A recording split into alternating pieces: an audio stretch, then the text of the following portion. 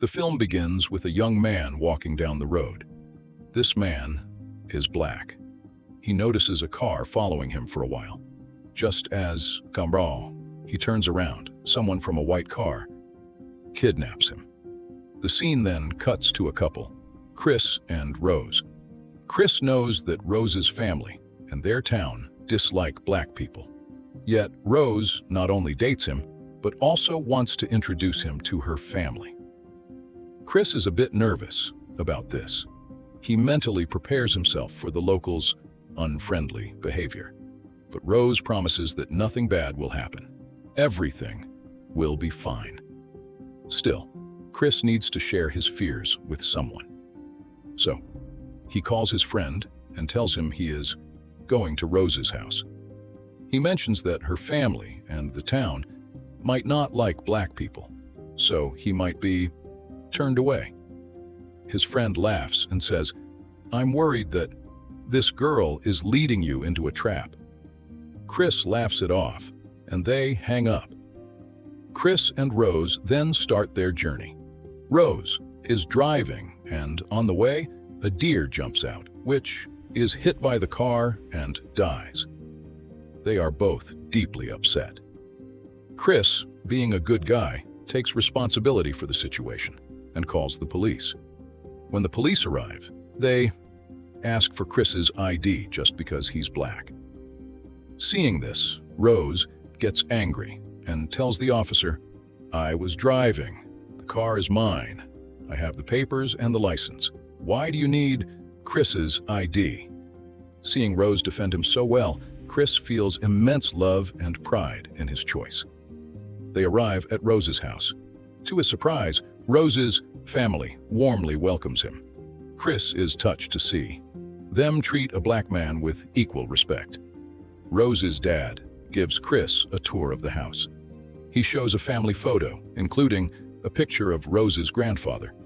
He explains that his father won second place in the Olympics because a black man, 𝐒𝐫𝐲𝐽, took first place. During the tour, Chris notices that all the servants in the house are black. Before Chris can think too much, Rose's dad explains that he hired them to care for his parents. When they passed away, he didn't fire them, but kept them as part of the family. Hearing this, Chris's respect for them increases. Later, they all sit together on the lawn and start talking. They ask Chris about his family. He explains that after his mother's death, his father moved to a different house. This brings a strange joy to Rose's father. A weird expression appears on his face, as if some secret purpose has been fulfilled. Then Rose's father asks him, "Do you smoke?" Chris replies, "Yes, but I want to quit soon." Her father says, "It's not hard. You can get help from my wife. She can cure anything with hypnosis. She even hypnotized me to quit smoking." Chris finds it strange that a habit he's had for years could be cured by one hypnosis session. He smiles and declines the offer. At dinner time, while eating, Chris notices the housekeeper staring at him strangely. Just then, Rose's brother arrives. He makes weird remarks and even tries to force Chris to fight. Chris wisely refuses. After dinner, they go to their room. Rose apologizes for her brother's behavior. Chris says it's okay. Then they try to sleep. Rose falls asleep, but Chris cannot. He finds the atmosphere strange. Everything seems fine, but he can't figure out what is wrong. Confused, he goes outside and sees the gardener running very fast towards him. Chris is scared, but without a word, the man runs past him as if he is practicing a sprint. Looking up at the window, he sees the housekeeper staring at him with weird eyes. This is all very strange, so he goes inside. Chris had smoked a cigarette outside. When he comes in, Rose's mother smells the smoke on him. She tells Chris, "This habit isn't good. Come sit down. I'll help you quit." Chris doesn't want to sit, but something in her words pulls him in, and he sits on the sofa opposite her. The woman is holding a teacup and a spoon, stirring it repeatedly. She asks Chris about the day his mother died, and Chris feels awkward. He doesn't want to answer. But as soon as the woman starts stirring the spoon rapidly, Chris is hypnotized. Tears well up in his eyes. In a trance, he tells her things he didn't want to share. Chris cannot understand what is happening. The woman hypnotizes him with just a cup and spoon. Quickly, she gains so much control over Chris that he falls into a deep void in his mind. In the real world, his body is paralyzed. He can see and hear, but he cannot speak and cannot move. In the next scene, he suddenly wakes up in his bed. He thinks last night's event was just a dream. He is very relieved. He grabs his camera and goes outside. He walks in the woods, takes pictures, and meets the gardener upon returning. Chris tries to have a friendly conversation with him, but Chris feels something strange. Despite looking young, the man talks like an old person. Chris then stops and is asked, "How was your session last night?" Chris looks shocked and realizes the hypnosis to quit smoking was real. This terrifies Chris. Everything from last night, which he thought was a dream, actually happened. He goes to Rose and says, "Your mom crossed a line. She hypnotized me without my permission." Surprisingly, it worked, and now even the thought of a cigarette makes him sick. He tells Rose he doesn't want to stay here anymore. As he says this, he sees many luxury cars pulling up to the house. He is surprised. Rose tells him her parents are hosting a party. They go downstairs. Chris ignores his fears and joins the party. But he notices something weird. The party is full of old people. They are all white, except for one man. Seeing this, Chris feels a bit uncomfortable and goes to talk to the only black man there. He looks young, yet he is dressed like an old man. Chris is even more shocked when he meets the man's wife. She is a white woman, about 30 years older than him. The young man speaks like an old person too. Chris also notices that all the black people here wear hats to cover their heads, including the housekeeper. Frightened, Chris walks away to find a quiet spot. A blind man approaches and praises Chris's photography, even though Chris never mentioned it or showed his work. The old man then explains, "I used to be a painter. Now my vision is poor, so I can't do much." Chris becomes more confused and returns to his room. His phone was charging, but someone unplugged it. He sees the housekeeper there. She apologizes to him. She says she must have bumped it while cleaning. Chris tells her it's okay. He tries to be friendly with her. He shares his fears about how something feels very wrong here. She smiles widely and tells him not to worry, saying this family is really nice. But strangely, huge tears roll down her face as she says this. Confused, Chris calls his friend and tells him everything is weird. He mentions the strange party filled with old white people, and he tells him about the hypnosis session. Hearing this, his friend immediately tells Chris to run away.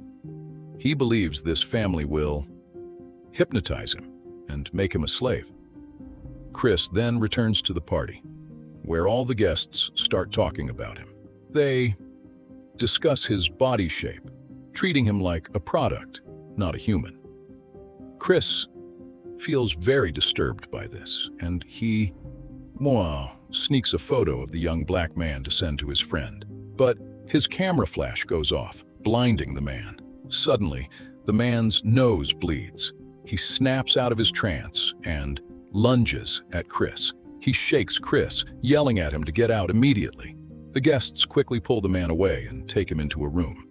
The room is closed off. Chris waits alone outside. When they bring the man back out, he is completely normal again. He apologizes to Chris for his outburst. But Chris is fully terrified now. Rose's dad tells Chris not to worry. He claims the man just has a medical condition, causing panic attacks from bright flashes. Chris goes to the lakeside, and Rose follows him. She tries to comfort him. He tells Rose, "I'm scared, and I want to leave." Rose says, "Just wait a little longer. We will both leave together."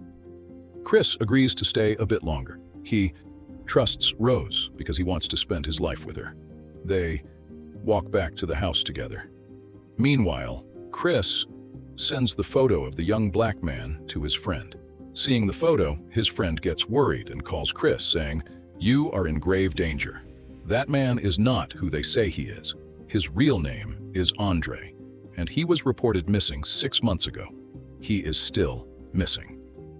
It turns out this is the same man, Lo, who was kidnapped at the start of the movie. After hearing this, Chris decides to leave instantly. He starts packing his bags. Meanwhile, Rose enters the room. Chris asks her for the car keys. Rose says, "I don't have them on me. I'll find them." At this point, Rose acts nervous. She asks Chris, "Tell me what's wrong. Why do we have to leave?" Chris replies, "Now is not the time. I will explain once we are out." Rose goes downstairs to look for the keys. Chris then notices a closet door slightly open. Looking inside, Chris finds a small box. Inside it are dozens of photos showing Rose with past boyfriends. All of them are black men.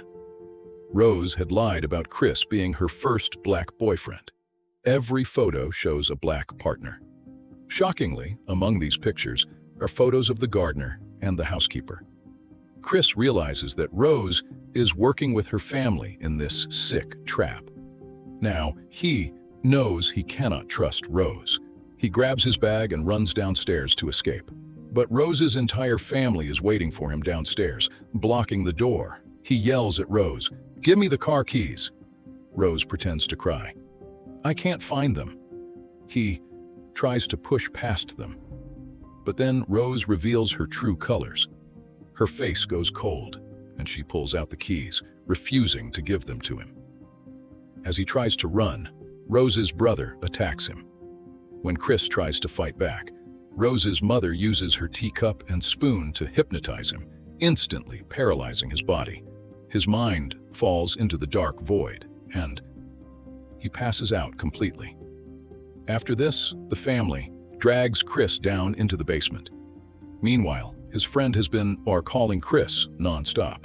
He realizes Chris is in terrible danger. He goes to the police station and reports the missing black people. But the police just laugh at his story, thinking it is crazy that white people are hypnotizing them to make them sex slaves. The friend realizes that if he wants to help Chris, he has to do it himself. Meanwhile, Chris wakes up in the basement, strapped tightly to a chair. An old TV turns on, playing a video. It reveals that Rose's grandfather, 𝐏𝐬𝐭, invented a twisted medical procedure. When he lost a running race to a black athlete, he became obsessed with black bodies, believing they were physically stronger and superior in every way. Therefore, he created a surgery to give old white people a second life. They implant an old white person's brain into a healthy, young black body. Chris is terrified by this sick truth. Before he can process it, the sound of the stirring teacup plays on the screen, and Chris passes out. When he wakes up again, the TV shows a live video call.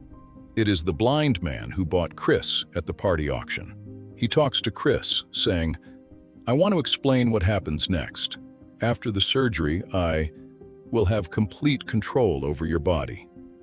First, they hypnotize him to trap his mind in the dark void. Chris's mind will be stuck as a passenger watching his own body. Then, through surgery, the blind man's brain will be placed inside Chris's head. He will take full control. Now Chris understands the evil plan. Rose is the bait. She seduces young black people and brings them home. Then her parents auction them off to their wealthy old friends. These old people pay top dollar for a new body to cure their aging and sickness. The original host's mind is pushed into the void forever, practically dead. In fact, this happened to the other black people at the house. That is why the housekeeper cried when she told Chris that the family was wonderful. The words she spoke came from Rose's grandmother's brain. But the real girl, trapped inside, wanted to tell Chris that he was in danger and to run away. Since she couldn't speak, her panic came out as tears. The gardener always wears a hat because he has a large surgical scar on his head from the brain transplant.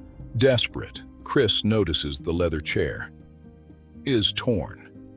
He starts pulling cotton stuffing out with his bound hands. The hypnosis video plays again, and Chris pretends to pass out. Upstairs, Rose's dad, a surgeon, cuts open the blind man's head to remove his brain. When Rose's brother comes down to fetch Chris, Chris suddenly jumps up and attacks him. It turns out that Chris used the chair's cotton as earplugs. Blocking the sound prevented the hypnosis, allowing him to stay awake and free himself. When the brother does not return with Chris, the father goes out to check on them. But Chris is waiting with a heavy deer statue. As the dad approaches, Chris stabs him in the chest with the deer's sharp antlers. The father dies. As Chris runs toward the exit, he runs into Rose's mother.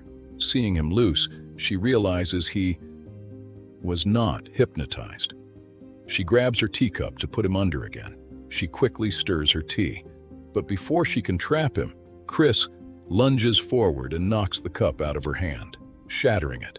Without her teacup, her hypnosis magic is useless. To fight back, she grabs a nearby weapon and tries to attack Chris, but Chris overpowers her, and she is killed in the struggle. Chris finally kills the mother.